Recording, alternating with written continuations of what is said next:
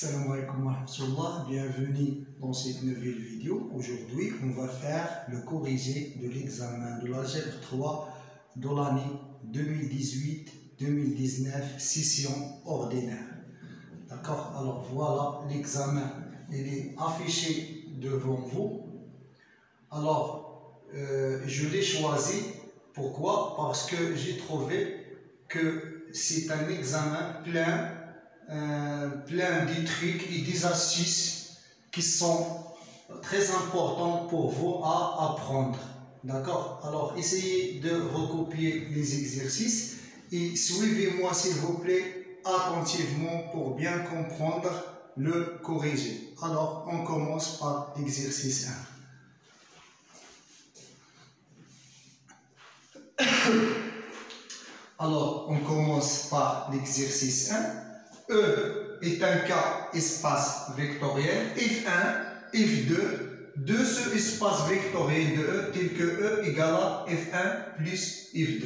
Alors, toujours, premièrement, on essaye de lire attentivement les données. D'accord? Alors, on a E, espace K, espace vectoriel, F1 et F2 sont deux espaces vectoriels qui s'écrivent de cette forme. Qu'est-ce que ça veut dire cette écriture? Ça veut dire que F1 et F2 sont supplémentaires.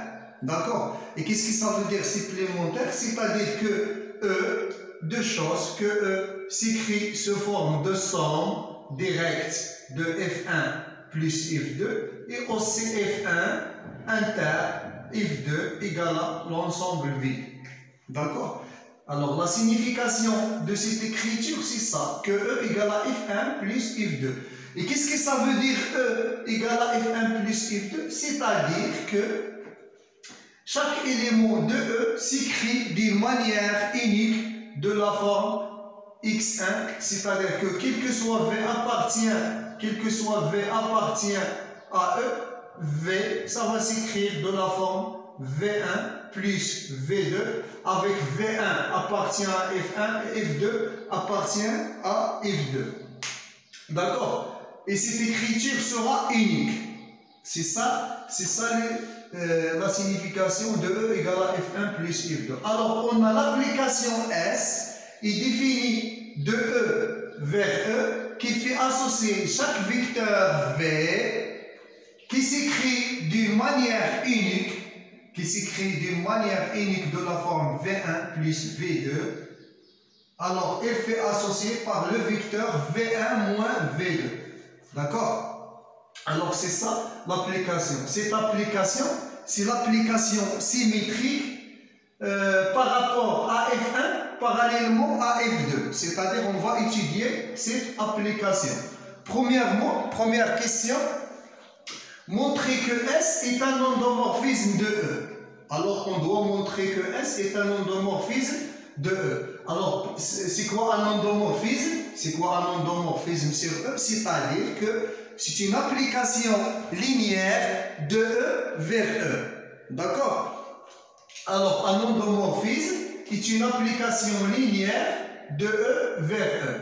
Alors, pour montrer que S est une application linéaire, qu'est-ce que je dois montrer? Deux choses. Alors, premièrement, je dois montrer que S de I plus V égale à S de I plus S de V et S de alpha I égale alpha S de I. Et ceci, quels que soient les vecteurs IV de E et quel que soit le scalaire alpha de E. C'est ce qu'on va montrer. D'accord? Alors, on prend deux éléments quelconques, I et V. On apprenait ici V qui s'écrit de la forme V1 plus V2 et W qui s'écrit de la forme W1 plus V2. Ici V1 appartient à F1 et V2 appartient à F2. Et aussi W1 appartient à F1 et F2 appartient à F2. Alors, et alpha appartient à K. Alors, je répète, soit V égale à V1 plus V2 et W égale à W1 plus W, deux vecteurs de E, tels que V1 et W1 sont des éléments de F1 et V2 plus W2, ce sont deux éléments de F2. Alors, on doit calculer maintenant S de V plus W. C'est quoi S de V plus W? C'est S de V1 plus V2 plus W1 plus W2. Alors, puisque l'application fait la différence entre le coordonné dans F1 moins le coordonné dans F2, alors on doit écrire S de la forme un élément qui appartient à F1 plus un élément qui appartient à F2. Donc S égale c'est V1 plus V2. Alors cet élément appartient à F1 puisque c'est un seul espace vectoriel. Donc V1 plus V2 appartient à F1. Et aussi W1 plus W2 appartient à F2. Ce sont deux vecteurs de F2. Alors son somme appartient à F2. Donc cette écriture, ça va égal, d'après la définition de l'application, c'est V1, c'est-à-dire l'élément qui appartient à F1. C'est quoi l'élément qui appartient à F1? C'est V1 plus V2, moins l'élément qui appartient à F2, c'est-à-dire moins V2 plus W2. Alors, qu'est-ce que je dois arriver? Je dois arriver à SU plus SV. C'est quoi SU? C'est I1 moins I2, c'est-à-dire ici V1 moins V2. Alors V1 moins V2, W1 moins W2, ça c'est S de V et ça c'est S de W. Donc on a bien montré premier point. Deuxième point, S de alpha V, c'est S de alpha fois V1 plus V2, parce que V s'écrit sous forme V1 plus V2. Donc c'est S de alpha V1 plus alpha V2. Alpha V1 appartient à F1, alpha V2 appartient à F2. Donc je peux écrire, c'est alpha V1 moins alpha V2. Je factorise par alpha, c'est V1 moins V2, donc c'est alpha de S de V. Alors, on a bien montré les deux points, donc on peut dire que S est un endomorphisme. Deuxième question, on doit déterminer le quart de S et l'image de S.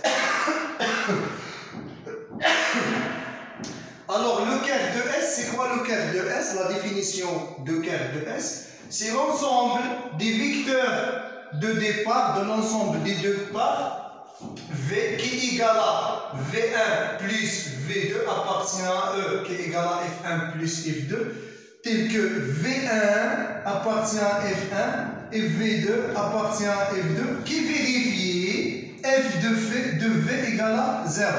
D'accord? C'est l'ensemble des vecteurs tels que S, pardon, ici S, tel que S de V égale à 0, qui vérifions S de V égale à 0.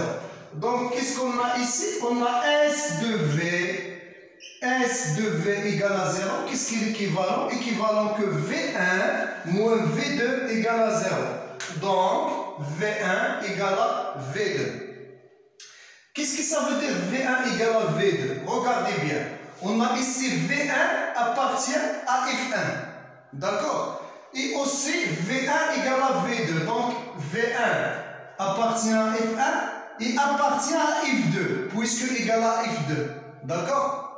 Donc V1 appartient à F1 inter F2 et aussi V2 appartient à F2 et V2 inclus donc égal à V1 donc appartient à V1. D'accord?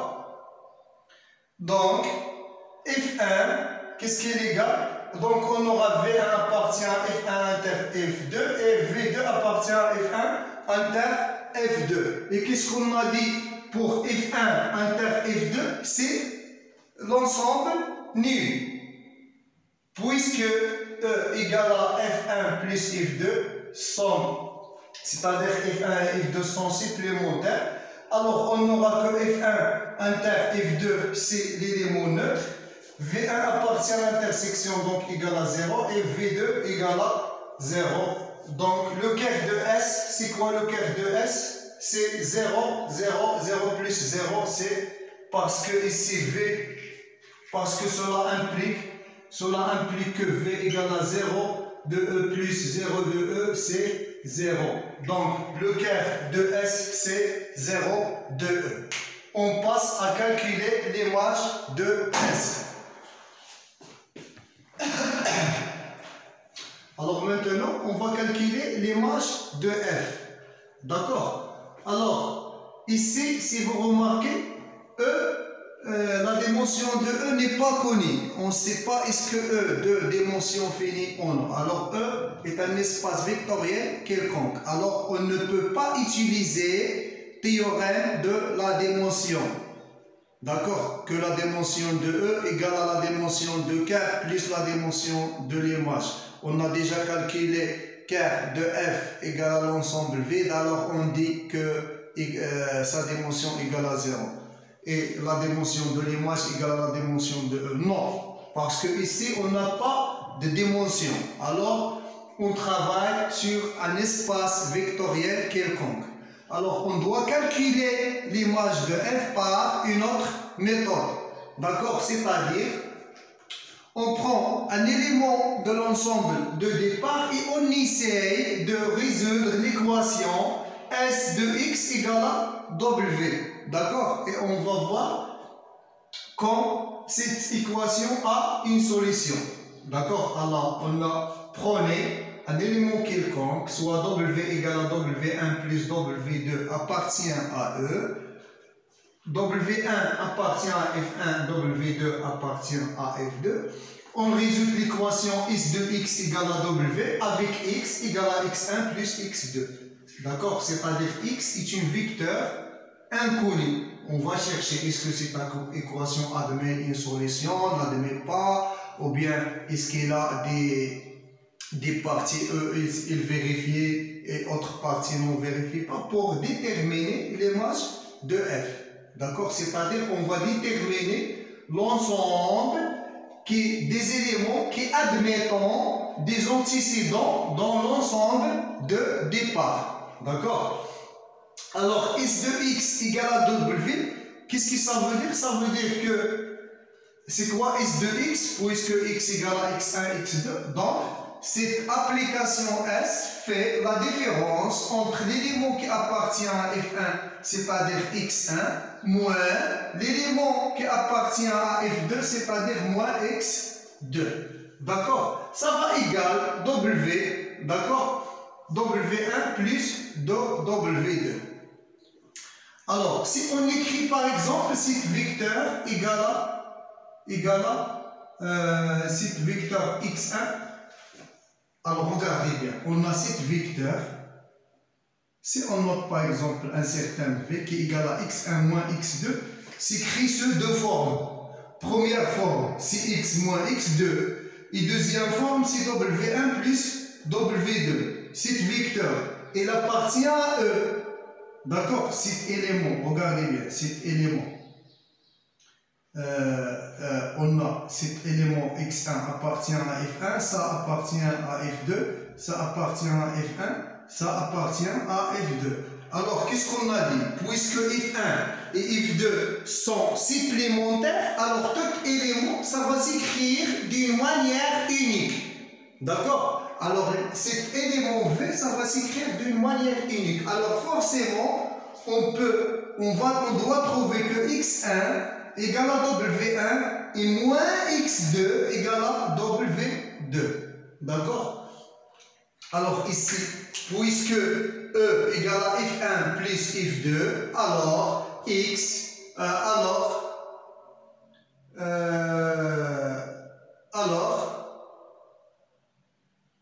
on va effacer cette ligne.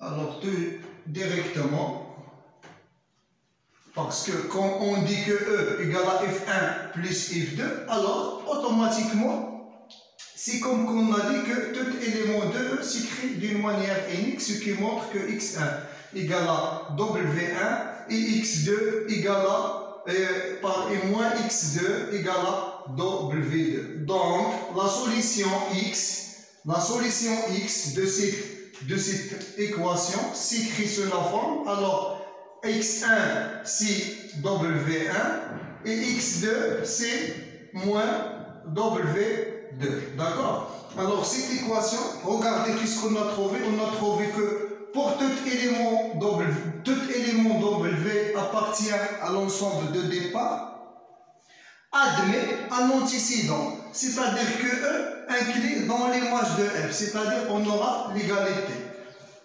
D'accord? Tous les éléments de E admettant des antécédents. De l'équation admet solution x égale à W1 moins W2, c'est-à-dire, qu'est-ce que ça? Que tout élément W qui s'écrit sous la forme W1 plus WE appartient à E, admet un antécédent de la forme W1 moins W2 dans E. D'accord? Tout élément de l'ensemble d'arrivée admet un antécédent dans l'ensemble de départ. C'est-à-dire que S est surjectif. C'est ça la définition de la surjectivité. Une application est dite surjective si tout élément de l'ensemble d'arrivée admettant des antécédents dans l'ensemble de départ. Alors, l'image de S, ça va puisqu'il est surjectif, alors l'image de S égale à E. D'accord? Application surjective équivalent que l'image de S égale à E. Alors, qu'est-ce qu'on a trouvé? On a trouvé le quart de S est injectif parce qu'il est égal à l'ensemble V. Alors, on doit ajouter une phrase ici. Alors, l'endomorphisme S est un automorphisme. Pourquoi? Car de F égale à 0 de E, ce qui implique que F est injectif. D'accord? Il est injectif et on a F surjectif. On a déjà montré surjectif. Donc, d'accord, c'est bon. Alors, l'endomorphisme S est un automorphisme. Pourquoi? Car le quart de F égale à 0. On a déjà calculé, ce qui implique que F est injectif et on a déjà montré qu'il est surjectif. Donc, c'est un endomorphisme. C'est ça la justification. Maintenant, troisième question, on doit déterminer S2, S2018, S2019. C'est quoi S2? C'est-à-dire c'est S rang S. On va déterminer S rang S. Pour cela, on prend un élément de E et on calcule son image. D'accord? Et on va chercher l'ensemble de cette application, qu'est-ce qu'elle est égale? Alors, soit V égale à V1 plus V2 appartient à E, tel que V1 appartient à F1 et V2 appartient à F2. On a S2 de V, c'est S rang S de V, c'est-à-dire CS, c'est quoi S de V? C'est V1 moins V2. D'accord? C'est V1 moins V2. Alors, c'est quoi S de V1 moins V2? C'est S de V1 plus moins V2 pour avoir écrire ou bien appliquer l'application. J'ai écrit ce vecteur V1 moins V2 de la forme d'un élément de F1 plus un élément de F2. D'accord? C'est-à-dire V1 plus moins V2. Alors, cela, qu'est-ce qui est égal d'après l'application? C'est le premier élément qui appartient à F1, V1, moins, ici moins. Deuxième élément qui appartient à F2. C'est quoi le deuxième élément qui appartient à F2? C'est moins V2. D'accord? C'est ça l'élément qui appartient à F2 de notre cas. C'est moins V2. Et ça appartient à F1.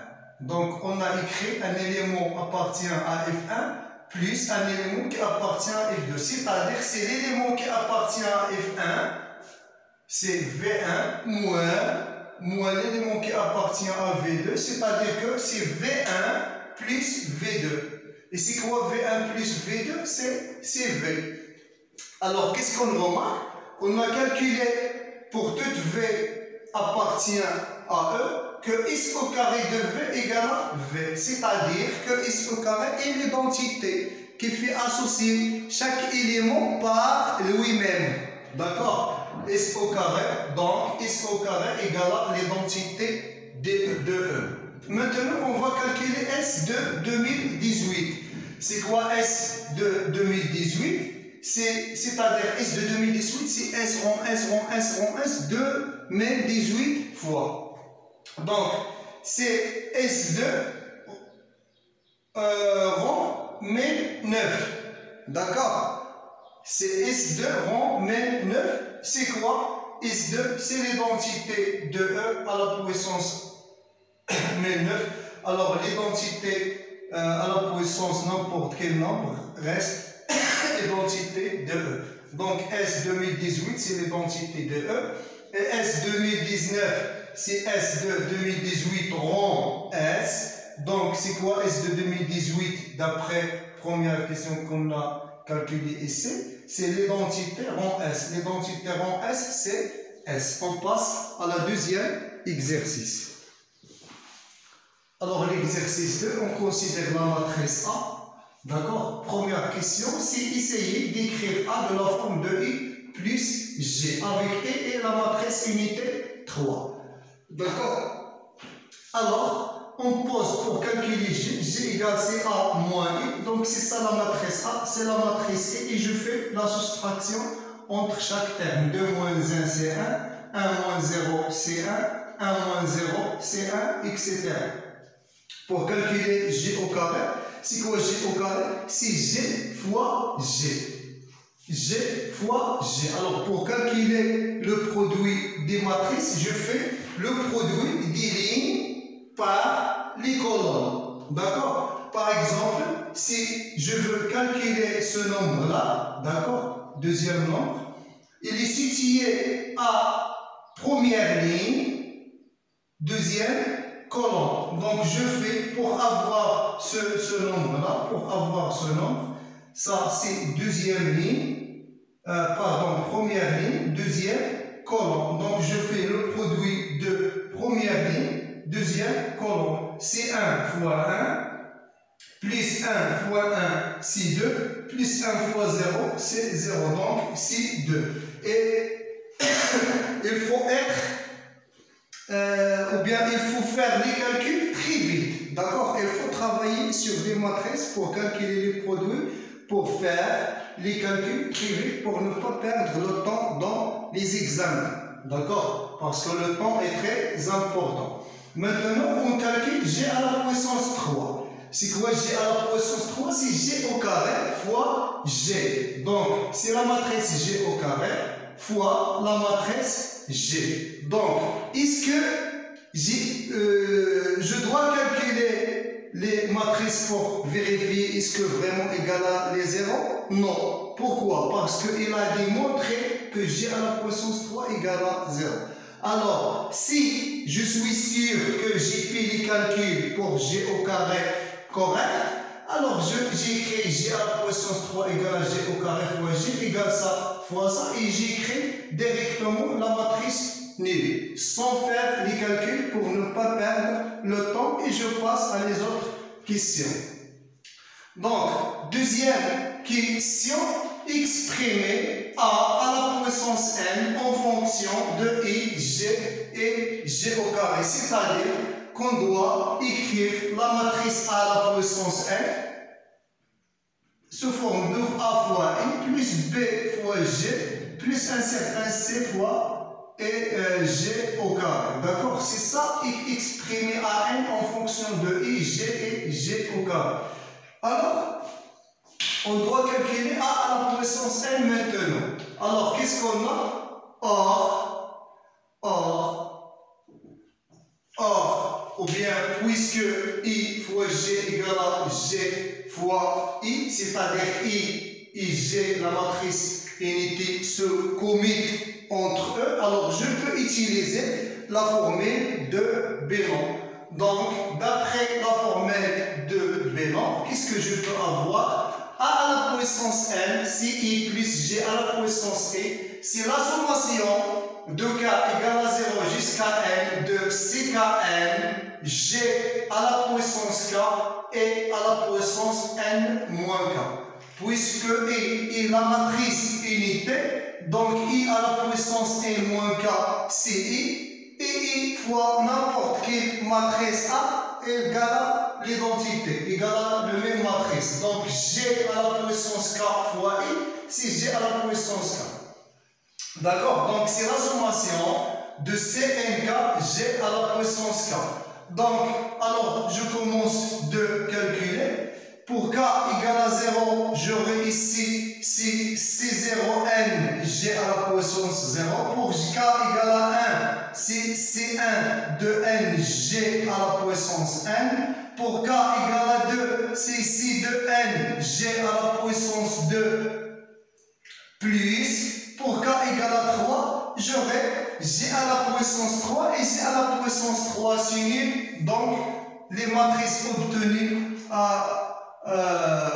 ici, ce sont tous nuls. D'accord? Alors, je calcule C0n. Si n factoriel sur n moins 0 factoriel sur 0 factoriel, donc c'est 1, c'est I.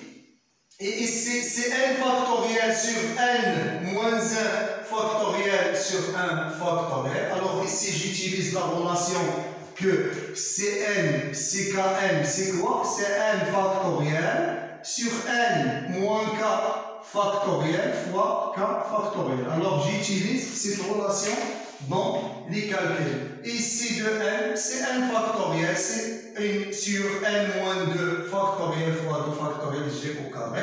Donc ici c'est 1. Ici je simplifie par n moins 1, il reste n. Et ici je simplifie par n moins 2 factoriel, il reste n fois n moins 1. D'accord? Sur 2 fois g au carré. D'accord? Alors pour savoir ça, c'est quoi n factoriel? C'est n fois n moins 2 fois jusqu'à fois n, pardon, moins 1 fois n moins 2 jusqu'à l'infini. Et je sais quoi n moins 2 factoriel? C'est n moins 2 fois n moins 1, etc. Donc je vais simplifier tout ça avec ça. Il reste n moins 1 sur 2 factoriel. D'accord? Donc, on a écrit a à la puissance n en fonction de I, G et G au carré. Maintenant, on doit donner l'expression de a à la puissance n. C'est quoi l'expression de a à la puissance n? C'est-à-dire se forme d'une matrice par la somme de 3 matrices. Donc, I, c'est la matrice I. Ici, c'est la matrice n fois G. On a déjà calculé G, donc n fois G, c'est n fois 1, c'est-à-dire n moins n moins 2n, 0, moins 2n. J'ai multiplié la matrice G par n. Et ici, plus n moins 1 sur 2 fois la matrice G au carré. On a déjà calculé ici la matrice G au carré. Donc, c'est moins 2 fois n moins 1 sur 2. Donc, je simplifie 2 avec 2. Il reste moins n moins 1. Et deuxième terme ici, c'est 2 fois n moins 1 sur 2. Je simplifie par 2. Il reste n moins 1. Et ici, moins 2 fois n moins 1 sur 2. Alors, je simplifie 2. Il reste moins n moins 1. Ici, les zéros, je trouve les zéros. Ici, c'est la même chose. C'est du calcul. Alors maintenant, je vais faire la somme de élément par élément. Donc, 1 plus n moins n moins 1. Et je vais effacer et continuer d'exprimer à n. Alors, après la calcul, alors on a ici 1 plus n moins n au carré moins plus n. Donc c'est n plus n, c'est moins 1 au carré plus 2n plus 1. D'accord? Je fais la somme de tous les éléments et je peux avoir c'est que AN est écrit de cette forme. Alors, on a un point et 1,5 points pour question 1 et 1,5 points pour question 2. Alors, comme vous remarquez, question 1 et question 2, c'est question de calcul. Alors, l'étudiant qui est très fort dans les deux questions, ce n'est pas l'étudiant qui peut répondre à ces deux questions parce que la plupart des étudiants peuvent calculer ou bien résoudre question 1 et question 2. Mais le plus fort, c'est celui qui peut faire la question 1 et la question 2 dans un petit temps, d'accord, qui ne perd pas beaucoup le temps.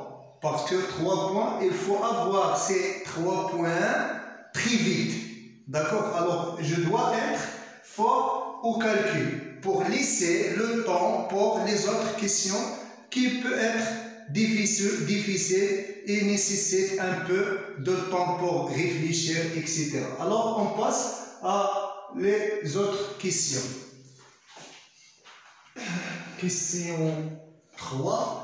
Développer E plus G, facteur E moins G plus G au carré, et déduire que A est inversible et précisé à moins 1. Alors, notez bien que A égale à A plus G. Et plus G, c'est A. D'accord? C'est ça, c'est E plus G.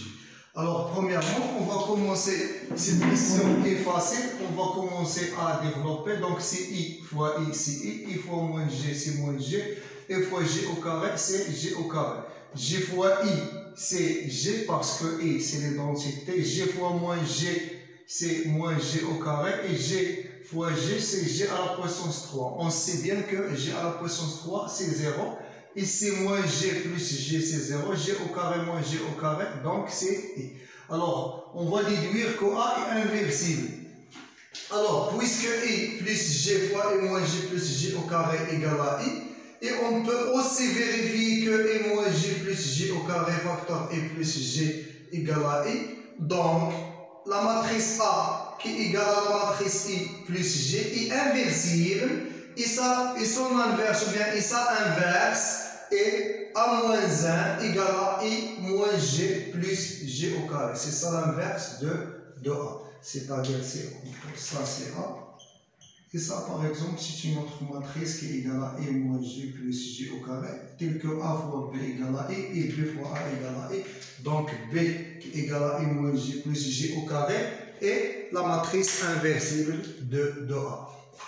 Quatrième question, alors, c'est de vérifier que A à la puissance n qu'on a trouvé dans la question 2 qui est égale E plus n, G plus n fois n moins 1 sur 2 fois G au carré est valable pour n égale à moins 1 avec cet résultat.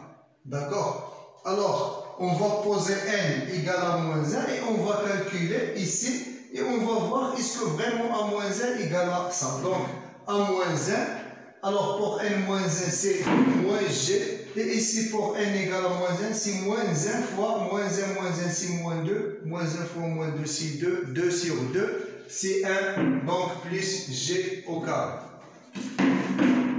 Cinquième question. Montrer que l'ensemble L, qui s'écrit de la forme des éléments constitués par les éléments qui s'écrivent de la forme AI plus BG plus CG au carré ABC, ce sont des éléments de R. I, c'est la matrice des trois identités. Et G, c'est la matrice qu'on a trouvée qui vérifie A égale à I plus G. Et on a déjà calculé G au carré. Tel que A, B et C, ce sont des éléments de R. On va montrer que c'est un R espace vectoriel. Alors, si vous remarquez, on a l'ensemble L et inclus dans l'ensemble M3R mené de la loi plus C étoile. Donc, pour montrer que L est un sous-espace vectoriel, il suffit de montrer que L est un sous-espace vectoriel de M3. D'accord? Alors, qu'est-ce qu'on remarque? On remarque que L, que les éléments E, G et G au au carré génère tous les éléments de L. D'accord? C'est-à-dire que puisque tout élément de L, tout élément, si on prend un élément de L, alors cet élément, ça va s'écrire de cette forme. C'est-à-dire tout élément est écrit sous forme d'une combinaison linéaire des matrices IG et GK, des matrices de cette famille, ou bien des vecteurs de cette famille. D'accord? Alors on peut dire que la famille constituée par les éléments E, G et G carré est une famille génératrice de L. D'accord? Alors, et qu'est-ce qu'on a montré dans le cours? On a montré que toute famille, ou bien qui égale le vecteur d'une famille des vecteurs ou bien d'une partie, est un seul espace vectoriel. Donc, on peut dire facilement que L, puisqu'elle égale le vecteur de G au carré, c'est un seul espace vectoriel de M3 et c'est le plus petit espace vectoriel qui contient les éléments E, G au carré. Donc c'est le seul espace vectoriel de M3 engendré par la famille IG et G au carré. Maintenant, pour déterminer une base, on a trouvé que L est le seul espace vectoriel engendré par EG et G au carré. Alors pour déterminer une base, on doit chercher le nombre maximum des vecteurs qui sont libres dans cette famille. D'accord? Alors, pour cela, on va chercher ou bien on va vérifier est-ce que les trois vecteurs sont libres ou bien non. D'accord? Si on trouve que les trois vecteurs sont libres, alors la famille sera une base. Sinon, s'ils ne sont pas libres, on va chercher encore s'il y a deux matrices qui sont libres, etc. jusqu'à trouver le nombre maximum des vecteurs qui sont libres. Alors, premièrement, on va essayer pour tous les vecteurs. Pour cela, soit alpha, bêta et gamma des éléments de R, qui vérifions alpha i plus bêta j plus gamma j au carré égale à 0 de M3. Alpha i, c'est-à-dire c'est alpha 0, 0, 0, alpha, etc. Bêta g, on a déjà calculé g, donc on va multiplier par bêta, donc c'est bêta, bêta, etc. Plus gamma g au carré, on a déjà calculé g au carré, donc c'est moins 2 gamma, etc. égale à 0, 0. Alors pour déterminer alpha et gamma et bêta, alors on doit choisir 3, puisqu'on a 3 inconnus, on doit choisir 3 équations qui ne sont pas liées, d'accord, qui sont libres. Parce que si elles sont liées, alors elles vont représenter même équation. Donc on va essayer de choisir, parce que ici on a 9 équations, d'accord, ici on a 9 équations. Alors on va choisir seulement 3 équations qui ne sont pas indépendantes et qui sont faciles pour déterminer gamma et bêta et alpha. Alors je vais effacer et continuer ici. Donc on va choisir parmi les 9 équations, 3 équations qui ne sont pas indépendantes et qui sont faciles à calculer. Donc première équation, je regarde dans cette ligne, il y a les zéros, ici les zéros, ici bêta moins 2 bêta, ici 0. Donc je vais choisir le plus grand des zéros possible. Si vous remarquez, on a ici 0 moins bêta 0. D'accord? Donc 0 moins bêta 0. C'est moins bêta égale à 0. Donc première équation, c'est moins bêta égale à 0. Et j'ai choisi ici. D'accord? Regardez. Troisième élément, c'est 0 plus bêta moins 2 gamma. D'accord? Donc bêta moins 2 gamma égale à 0. Bêta moins 2 gamma égale à 0. Et ici, si vous remarquez, deuxième ligne, alpha plus bêta plus 0, c'est 0. Il y a plusieurs. Alors vous pouvez trouver, c'est pas cette méthode, mais vous pouvez trouver plusieurs équations que vous pouvez utiliser.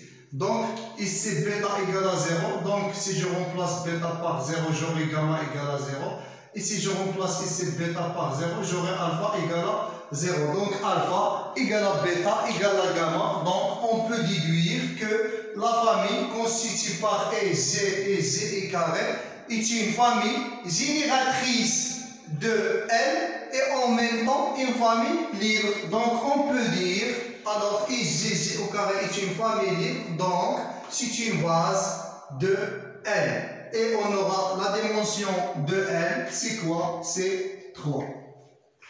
La dimension de l'ensemble des matrices M3, 9, c'est 3 fois 3. D'accord? C'est 3 fois 3. En général, la dimension d'ensemble des matrices de N lignes et P colonnes, NP, c'est N fois P. D'accord? La dimension, c'est N fois P en général.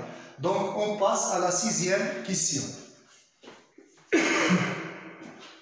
6e question, montrer que L, l'ensemble L, est un sous-anneau commutatif de l'anneau M3 R plus phi. Ici, c'est le produit interne, le produit interne correspond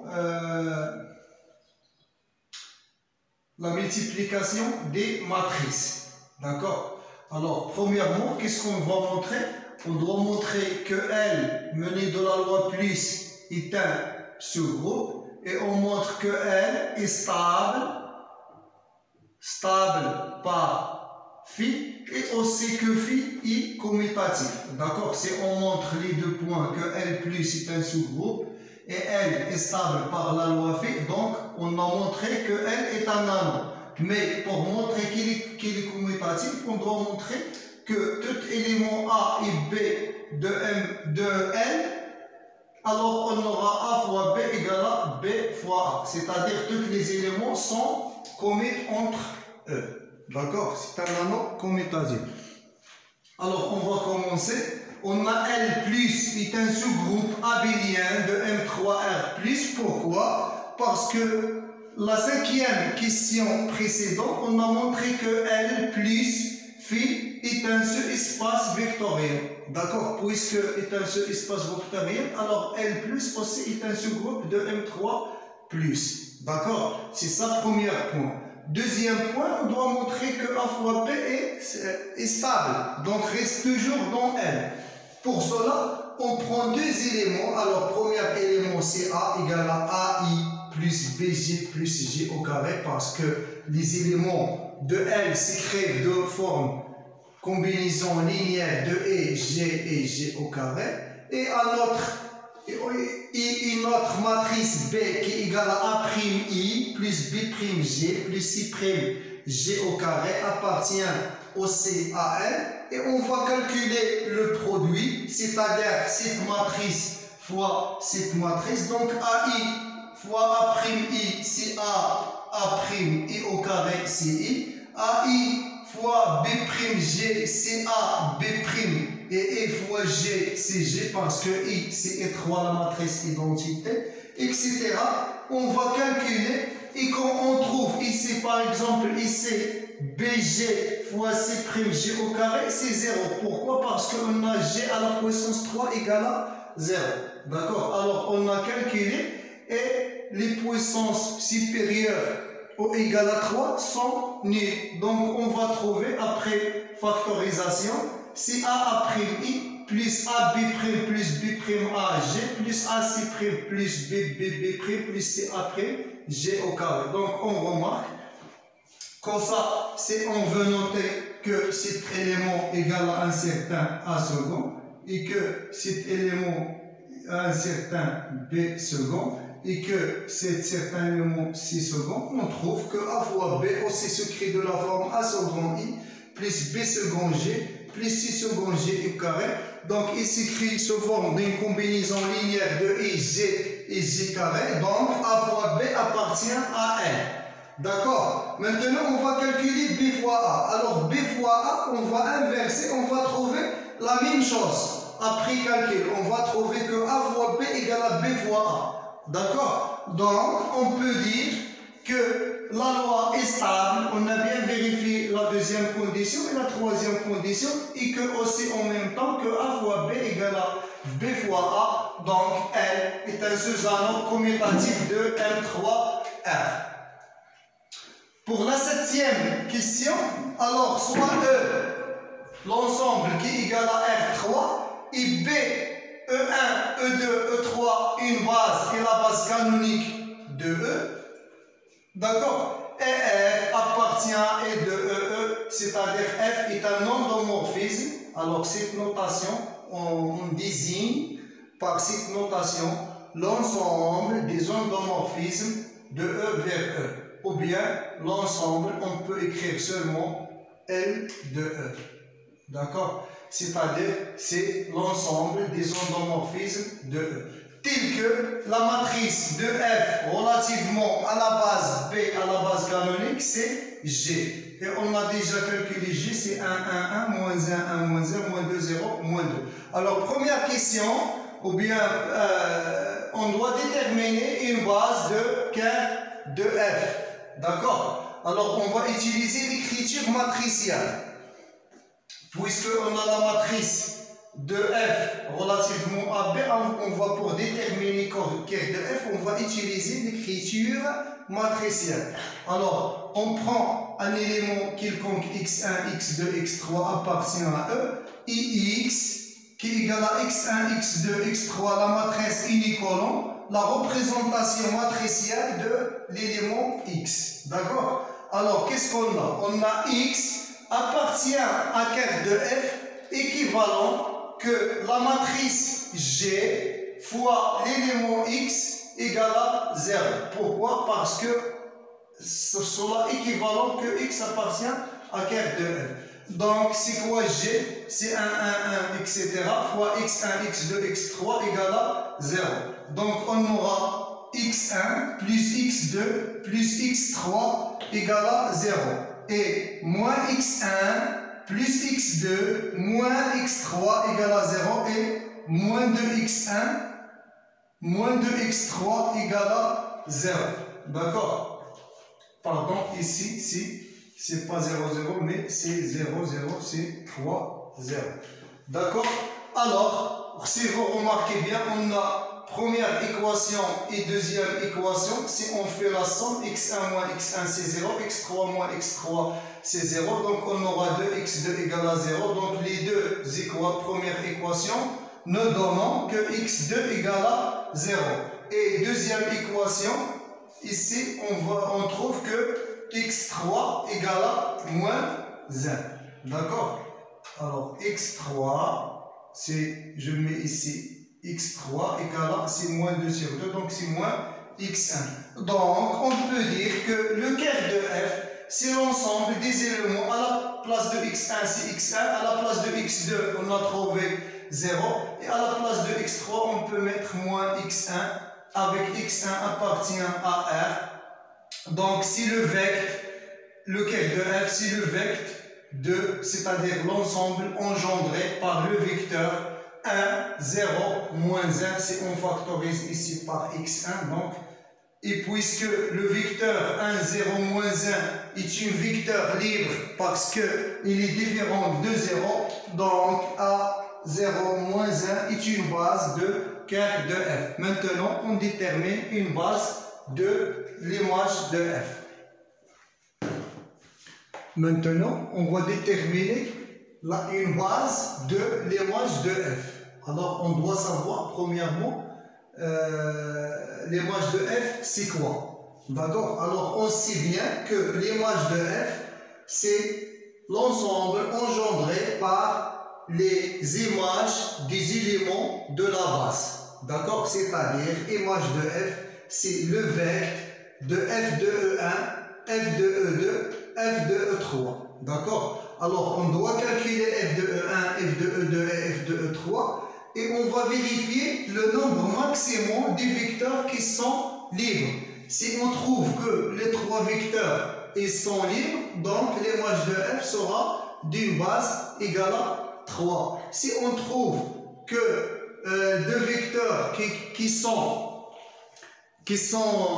libres, alors on n'aura que la dimension de l'image de F, c'est 2, et une base de F, ça va constituer par deux vecteurs.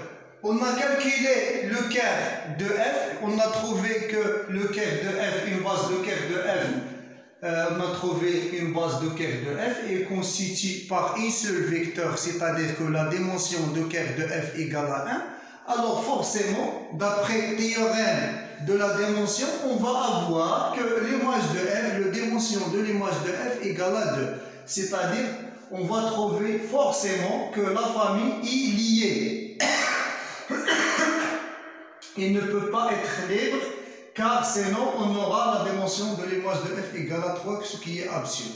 D'accord? Alors, on va commencer de calculer f de E1, f de E2, f de E3, et on va sûrement trouver que c'est une famille liée, et on va chercher deux vecteurs qui sont libres. D'accord? Alors, soit E1 égale à 1, 0, 0, l'écriture matricielle de premier élément de la base canonique, et E2, l'écriture matricielle de E2, E3, l'écriture matricielle de E3. Alors, la matrice G fois E1, c'est 1, 1, 1, moins 1, 1, moins 1, moins 2, 0, moins 2 fois 1, 0, 0. Donc, c'est 1, plus 0, plus 0, donc c'est 1. Moins 1, plus 0, plus 0, c'est moins 1. Moins 2, plus 0, c'est moins 2. Donc, on aura que f de E1, c'est 1, moins 1, moins 2. De la même façon, on va calculer f de E2, c'est-à-dire la matrice G fois E2, ça va égaler, c'est 1, 1, 0. Et la matrice, pour f de E3, on va calculer G fois E3, on va trouver que c'est 1, moins 1, moins 2. C'est la même valeur qu'on a trouvée ici. Donc f de E3 égale 1, moins 1, moins 2. Alors, si vous remarquez, on a f de E1 égale à f de 3. Donc, cette famille est liée et ne peut pas être basse. Donc, alors on a f de 1, f de 1, f de 3 est liée, mais la famille f de E1, f de E2 est libre. En effet, pourquoi cette famille est libre? On prend deux scalaires, alpha et bêta, qui vérifient alpha f de E1 plus bêta f de E2 égale à 0. Alors, alpha fois f de E1, c'est 1 moins 1 moins 2, c'est-à-dire alpha moins 2 alpha, plus bêta f de E2, f de E2 c'est 1, 1, 0, donc c'est bêta, bêta 0, donc on aura alpha plus bêta égale à 0, moins alpha plus bêta égale à 0, et moins de alpha plus 0 égale à 0, donc on aura alpha égale à bêta c'est 0, donc la famille est libre, donc il constitue une base de l'image de f. D'accord, maintenant on passe à la 8e question. Alors, 8e question, montrer que quart de f inclus dans l'image de f et donner un seul espace vectoriel supplémentaire à quart de f dans l'image de f. C'est-à-dire qu'on doit chercher un seul espace vectoriel G qui vérifie quart de f et on s'en direct avec G et tel que le quart de f inter G égale à l'ensemble vide. Égale à l'élément neutre. Alors, pour montrer que quart de f inclus dans l'image de f, il suffit de montrer que le vecteur de la base de quart de f inclus dans l'image de f. D'accord? Alors, qu'est-ce qu'on a? On a une base de quart de f, on a déjà montré que c'est 1, si la famille constitue d'un seul vecteur 1, 0, moins 1, et une base de l'image de f et la famille constituée par les deux vecteurs 1, moins 1, moins 2, 1, 1, 0. Alors, pour montrer que le vecteur de la base de quart de f est inclus dans l'image de f, il suffit de montrer que cet vecteur s'écrit sous forme d'une combinaison linéaire de deux vecteurs de la base de l'image de f. D'accord? Alors, on remarque clairement que le vecteur 1, 0, moins 1, il s'écrit de la forme 1 sur 2 fois premier vecteur, plus 1 sur 2 fois deuxième vecteur. Donc, 1, 0, moins 1, appartient à l'image de f, donc on peut dire que la base de kerf de f inclut dans l'image de f, ce qui implique que kerf de f inclut dans l'image de f. Si vous n'avez pas remarqué la combinaison linéaire, alors on peut résoudre le système 1, 0, moins 1 égale alpha 1, moins 1, moins 2 plus bêta 1, 1, 0. Et on cherche est-ce que ce système admet une solution alpha et bêta. Si il admet une solution, donc cet vecteur appartient à l'image de f, sinon il n'appartient pas. Alors si on résout ce système, on va trouver alpha égale à 1 sur 2 et bêta égale à 1 sur 2. D'accord? Donc le kerf de f inclut dans l'image de f. Maintenant, on doit donner un sous-espace vectoriel qui est supplémentaire avec kerf de f dans l'image de f. Alors, on peut considérer l'ensemble G qui est égal à le vecteur de 1 parmi les vecteurs ici. D'accord? Par exemple, le vecteur 1, 1, 0. On considère G égal à le vecteur de 1, 1, 0. Alors, on a BG, la base BG, 1, 1, 0, est une base de l'ensemble G. Et puisque la base de kerf de f union la base de G qui est égale, la base de kerf de f c'est l'élément 1, 0, moins 1, et la base de G c'est l'élément 1, 1, 0, est une base de l'image de f. Pourquoi? Parce que 1, 0, moins 1 appartient à l'image de f, et aussi 1, 1, 0 appartient à l'image de f, c'est une vecteur de la base de l'image de f. Ici, on utilise le théorème de la base incomplète, c'est-à-dire qu'on peut compléter la base de kerf de f par un vecteur pour avoir une base de l'image de f. D'accord? Et pour montrer parmi les méthodes pour donner ou bien montrer que de ce espace vectoriel, par exemple f1 est supplémentaire plus f2 est supplémentaire dans E, c'est de montrer qu'une base de f1 union une base de f2 sera une base de E. D'accord? Une base de f1 union une base de f2 et sera une base de E. Dans ce cas, on peut dire directement que f1 et f2 sont supplémentaires. Alors, c'est ce qu'on fait ici. On montre que G et kerf de f sont supplémentaires. Pour cela, on va montrer que la base de G union la base de kerf de f est une base de l'image de f. D'accord? Alors, comme on a dit, la base de kerf de f union la base de G est une base de l'image de f car c'est une famille qui est libre. D'accord? De cardinal 2. Une famille de cardinal 2 puisque la dimension de l'image de f est 2. Donc, une famille constituée de deux vecteurs qui sont libres constitue une base de l'image de f.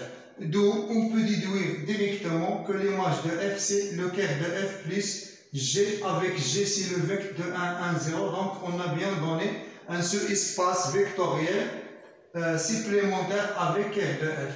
On peut prendre g égale le vecteur de 1, moins 1, moins 2. On peut prendre g égale le vecteur de n'importe quel vecteur qui appartient à l'image de f avec tel que le vecteur choisi doit être libre avec le vecteur de la base de kerf de f. D'accord? Alors, maintenant, on passe à la 9e question, c'est montrer que kerf de f au carré égale l'image de f et aussi que l'image de f au carré égale le kerf de f. D'accord? Alors, on sait bien que la matrice de f au carré relativement à la base b, c'est la matrice de f relativement à b fois la matrice de f relativement à b. Et c'est f au carré, c'est-à-dire f rond F. D'accord? Donc, et on a déjà calculé G au carré, c'est moins 2, 2, moins 2, 2, moins 2, 2. D'accord? Alors, pour montrer cette relation, qu'est-ce qu'on va faire? Alors, suivez-moi bien s'il vous plaît. D'abord, on va déterminer c'est quoi le quart de F carré.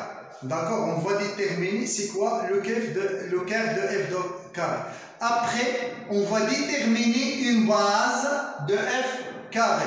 Et on va montrer que les éléments de la base de F carré, ce sont des éléments de l'image de F et que la dimension de F au carré égale à la dimension de l'image.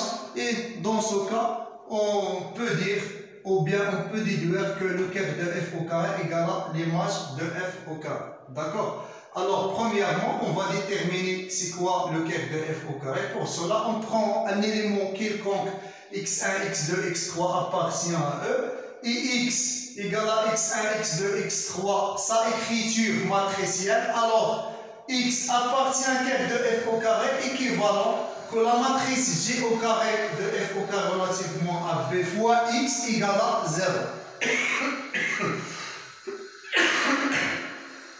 C'est-à-dire la matrice G au carré, c'est moins 2, etc. fois x1, x2, x3 égale à 0, 0.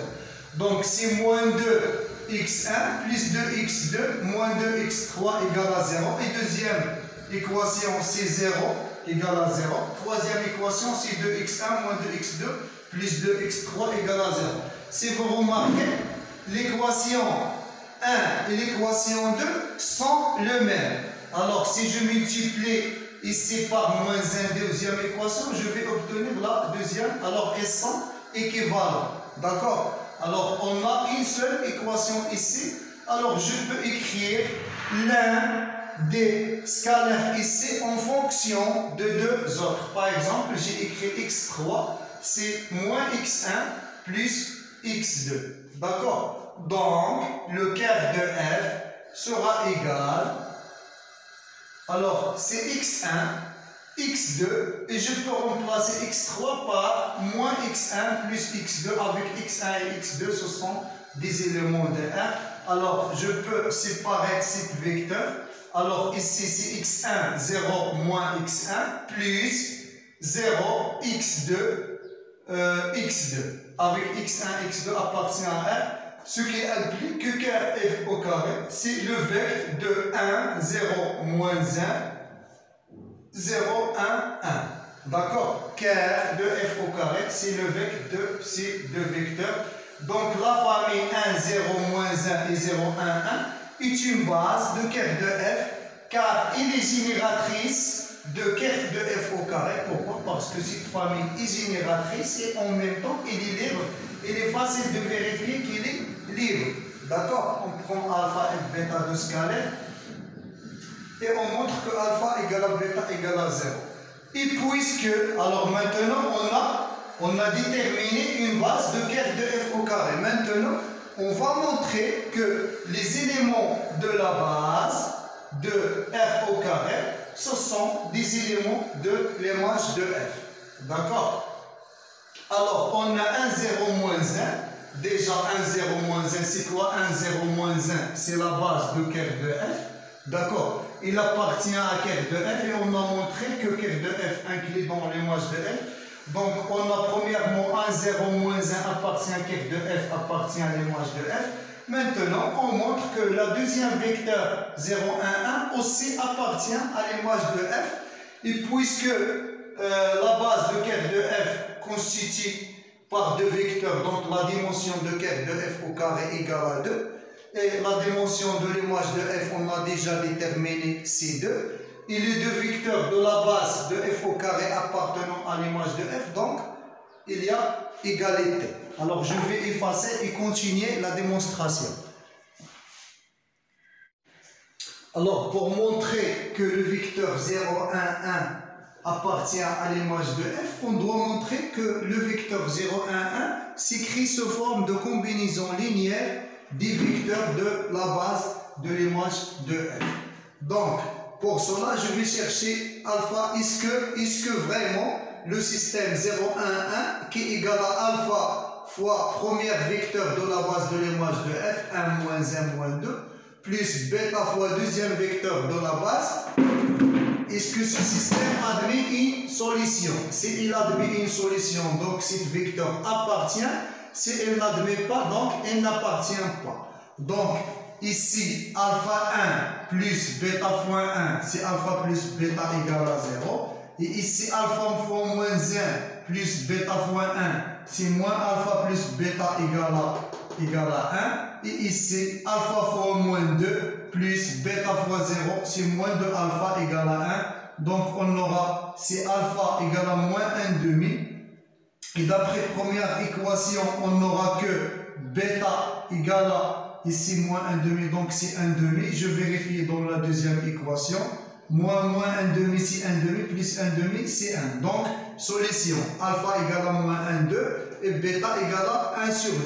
Donc, 1, 0, 1, 1 s'écrit sous forme de combinaison linéaire des vecteurs de la base de l'image de f, donc il appartient à l'image de f.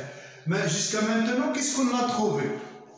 Alors, je répète, on a calculé, premièrement, on a déterminé une matrice de f au carré, c'est la matrice G au carré. Deuxièmement, on a déterminé le quart de f au carré, c'est quoi? On a trouvé que si le vecteur de 1, 0, moins 1, 0, 1, 1, et puisque les deux vecteurs sont libres et constituent une famille génératrice, donc ils constituent une base de quart de f au carré, alors on a montré que une base de quart de f au carré, c'est la famille 1, 0, moins 1, 0, 1, 1. Alors pour montrer que quart de f au carré inclus dans l'image de f, on a montré que premier vecteur de la base, il appartient à l'image de f. Pourquoi? Parce que c'est la base de quart de f. Donc, quart de f appartient à l'image de f. Et la deuxième vecteur, on a montré qu'il est écrit sous la forme d'une combinaison linéaire des vecteurs de la base de l'image de f. Donc, il appartient aussi à l'image de f. Alors, puisque les deux vecteurs de la base de quart de f sont des vecteurs de l'image, donc on peut déduire que quart de f au carré inclus dans l'image de f. D'accord?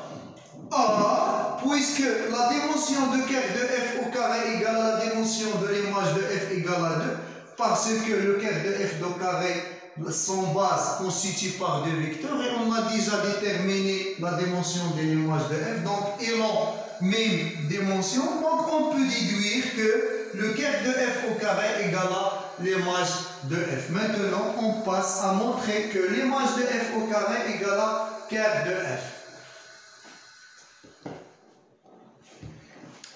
Alors, maintenant, on va montrer que l'image de f au carré, c'est-à-dire f rond f, égale à le quart de f. D'accord? Alors, premièrement, d'après théorème de la dimension, qu'est-ce qu'on a? On a la dimension de l'image de f au carré égale, c'est la dimension de e moins la dimension de quart de f au carré, c'est-à-dire 3 moins 2 égale à 1. D'accord? Donc, la dimension de l'image de f au carré égale à 1. Parce qu'on a déjà calculé le quart de f au carré, la dimension, c'est 2, égale à l'image de f. D'accord? Et qu'est-ce qu'on a aussi? On sait bien que la dimension de quart de f égale à 1. Donc, la dimension de l'image f au carré, c'est la dimension de quart. Ça, c'est première propriété. D'accord? On a la dimension de quart de f égale à la dimension de l'image de f au carré. Donc, maintenant, il suffit de montrer soit l'image de f inclus dans quart de f, ou bien quart de f inclus dans l'image de f au carré. Alors, pour cela, on doit déterminer c'est quoi l'image de f carré. D'accord? Et pour cela, on va chercher une base de l'image de f au carré. Alors, on cherche une base de l'image de f au carré. Qu'est-ce qu'on a? On a la matrice de f au carré relativement à la base b, c'est g au carré. Et l'image, c'est quoi l'image de f au carré? C'est le vecteur de l'image par f au carré de E1, f au carré de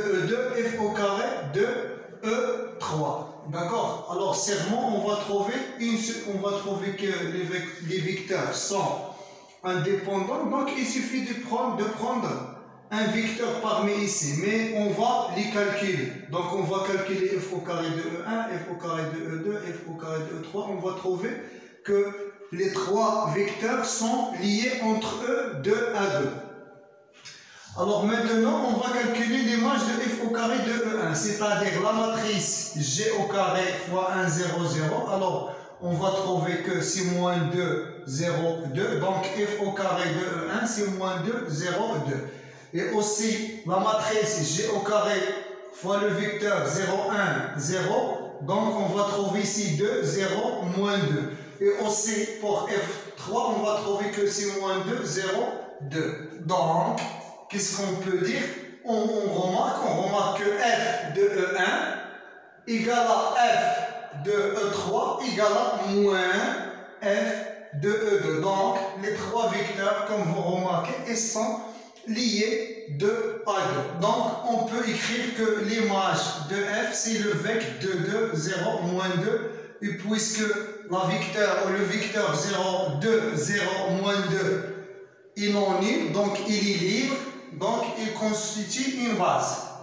D'accord? Et puisque ce vecteur de 0, moins 2 est égal et s'écrit de la forme 2 fois 1, 0, moins 1, 1, 0, moins 1 constitue le vecteur de la base de kerf de f, donc on n'aura que 2, 0, moins 2 appartient à kerf de f, c'est-à-dire que l'image de f au carré inclus dans kerf de f. Et puisqu'on a même dimension, donc on aura que l'image de f au carré égale à le kerf de f. On passe à la 9e question. 10e question, on doit montrer qu'il existe une vecteur v appartient à E tel que f au carré de v différent de 0. Il est clair. Par exemple, on peut montrer ça par contraposition ou bien par l'absurde. Alors, on suppose que, quel que soit V appartient à E, on a f au carré de V égale à 0.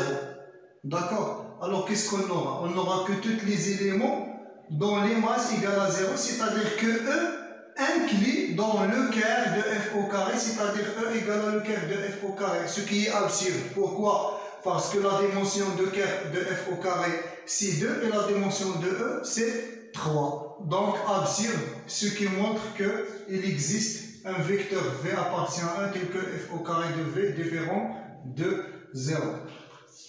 11e question, soit V, un vecteur appartient à E tel que f au carré de V différent de 0. Alors, on doit montrer que B' qui est égal à V, f de V, f au carré de V, est une base de E. D'accord? Alors, premièrement, une petite remarque avant de commencer de montrer que B' est une base.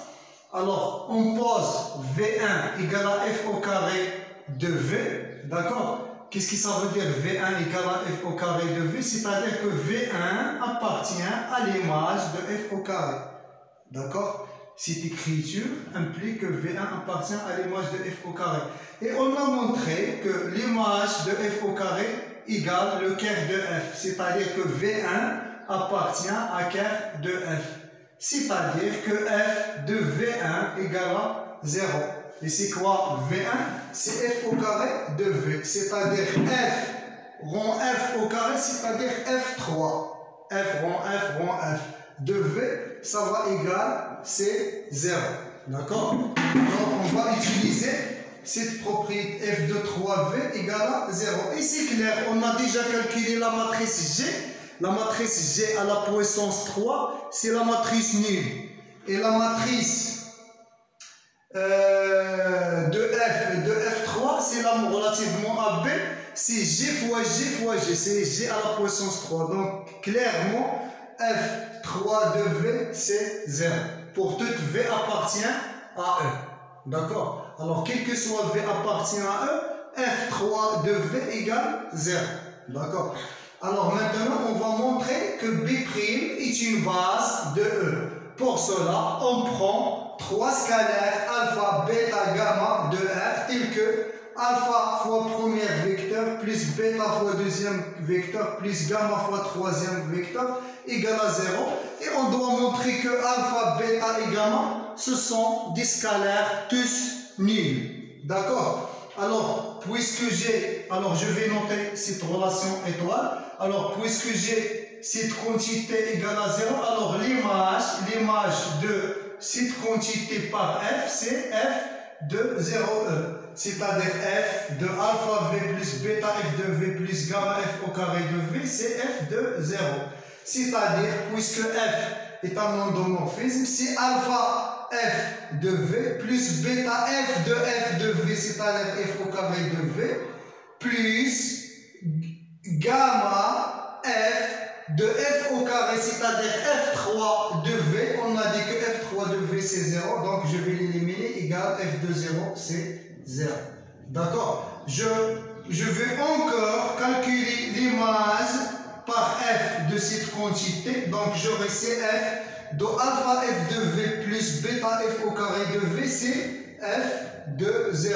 C'est-à-dire alpha f au carré de v plus bêta f rond f au carré, c'est f3 de v, f3 c'est 0, donc il reste alpha f au carré de v égale à 0. Et puisque f au carré de v différent de 0, alors forcément on aura alpha égale à 0. D'accord? Alors on a alpha égale à 0. Donc la relation étoile, ça va devenir que c'est bêta f de v plus gamma f au carré de v. Donc je vais calculer encore l'image de cet vecteur. C'est f de bêta f de v plus gamma f au carré de v égale à 0. Donc c'est bêta f au carré de v plus gamma f3 de v. f3 de v c'est 0. Donc il reste b f au carré de v c'est 0. Donc cela implique que bêta égale à 0 puisque f au carré de v est différent de 0. Donc toujours étoile, puisque alpha égale à 0, bêta égale à 0, ça va devenir gamma f au carré de v égale à 0, f au carré de v différent de 0, alors cela forcément implique que gamma égale à 0. Donc on a trouvé alpha égale à 0, bêta égale à 0, gamma égale à 0, donc B' est une base de E. On passe à la dernière question de cet examen. Par la dernière question, on doit donner la matrice J' de F relativement à la base B' avec B'. C'est la base constituée par le vecteur V, f de V, f au carré de V avec f au carré de V est différent de 0. D'accord? Alors, pour déterminer une base de B', on doit calculer les images des vecteurs de la base, c'est-à-dire on doit calculer f de V en fonction de V, f de V et f au carré de V. Et aussi, on calcule f de V en fonction de V, f de V et f au carré de V. Et la même chose pour l'image de f au carré de V, c'est-à-dire f de f au carré de V, c'est-à-dire f3 de V en fonction de ces trois vecteurs. Alors, on commence par calculer l'image de V, c'est-à-dire f de V. C'est quoi f de V en fonction de ces trois vecteurs? C'est-à-dire c'est 0 fois V plus 1 fois f de V plus 0 fois f au carré de V. Et l'image de la deuxième vecteur, c'est-à-dire f de V, c'est-à-dire f au carré de V, c'est 0 fois V plus 0 fois f de V plus 1 fois f au carré de V. Et on a f de f au carré de V, l'image de la troisième vecteur f de f au carré de V, c'est f3 de V. f3 de V, comme on a dit, c'est 0, donc f3 c'est 0 fois V plus 0 fois f de V plus 0 fois f au carré de V. Donc la matrice J' sera si première colonne c'est 0, 1, 0, 0, 1, 0. Deuxième colonne c'est 0, 0, 1, 0, 0, 1. Et troisième colonne c'est 0, 0, 0, 0, 0, 0. C'est-à-dire f de V égale 0 fois V plus 1 fois f de V plus 0 fois f au carré de V, etc. C'est fini pour cette vidéo. À très bientôt.